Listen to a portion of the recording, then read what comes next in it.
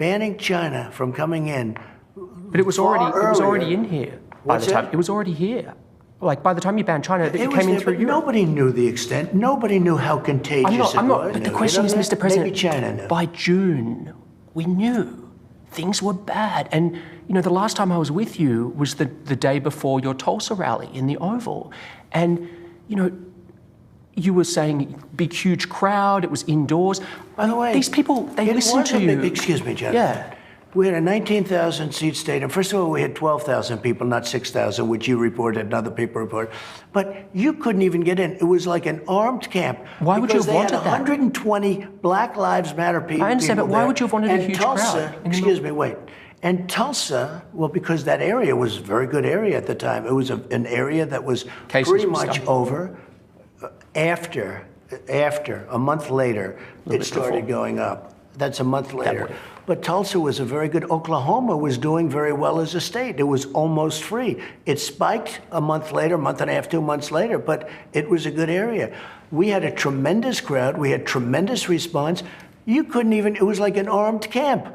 You couldn't even get through. You couldn't get anybody in. But we had 12,000 people. It was incorrectly reported. The other thing we had that nobody wants to talk about, so Fox broadcast it. It was the highest rating in the history of Fox Television, Saturday night. It was the highest rating. Mr. President. My speech, well, wait a minute, you're saying something. Yeah. That speech was the highest rated speech in the history of Fox Television on Saturday night.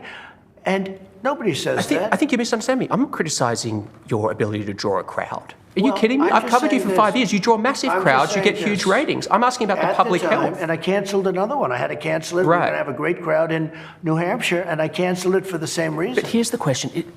I've covered you for a long time. I've gone to your rallies. I've talked to your people. They love you.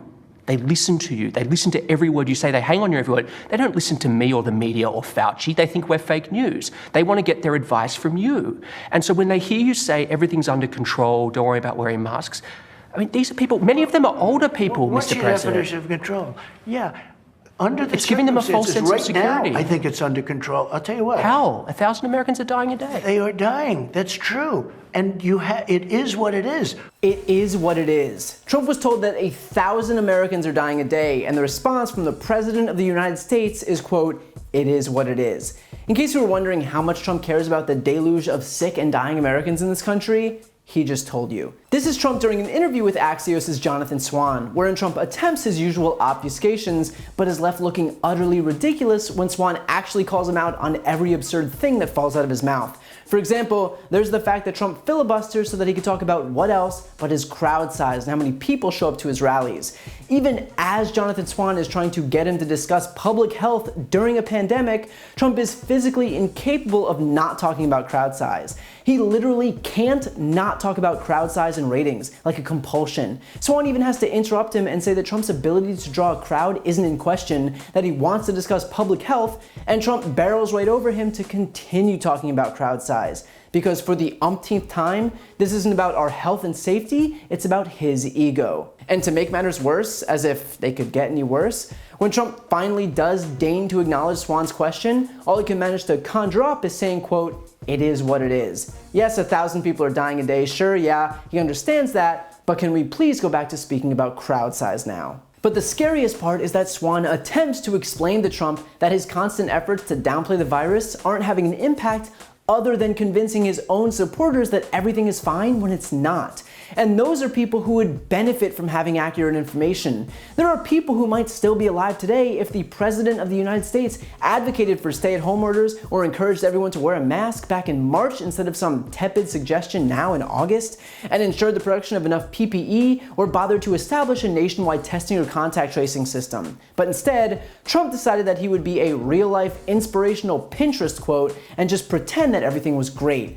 And so because we were unprepared, tens and hundreds of thousands of Americans died as a result. But worse is that he's still doing it. He's still out there pretending that we're doing great, that we're on the upswing, that the numbers are looking better and better. They're not. We're losing 1,000 Americans a day. Every 3 days is the equivalent to another 9/11. Just because it's happening with such frequency shouldn't make us numb to it. And keep in mind, this is the same party that spent months, literal months, falling over themselves when 4 Americans tragically died in Benghazi. 4.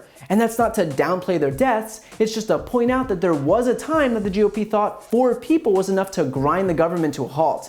And now, when their party's leader has overseen 160,000 deaths, which is more than 37,000 Benghazis, no one on the right seems to mind. I guess it's just a coincidence that the GOP has decided to take a much more lenient approach just in time for their own party's leader to botch this country's response to a pandemic. The fact is that any way you cut it, Trump has shown us that he doesn't care. He didn't care enough to take it seriously when his actions could have actually made a difference. He didn't care enough to take it seriously when we could have avoided more than 90% of these deaths. And he doesn't care now, to the point where his response to the fact that 1,000 Americans are dying every single day in this country, mothers and fathers and grandparents and doctors and nurses, cashiers and clerks, children and babies and neighbors and teachers, is that, well, it is what it is. So while we always knew he didn't care, maybe someone should tell him to at least try to hide it.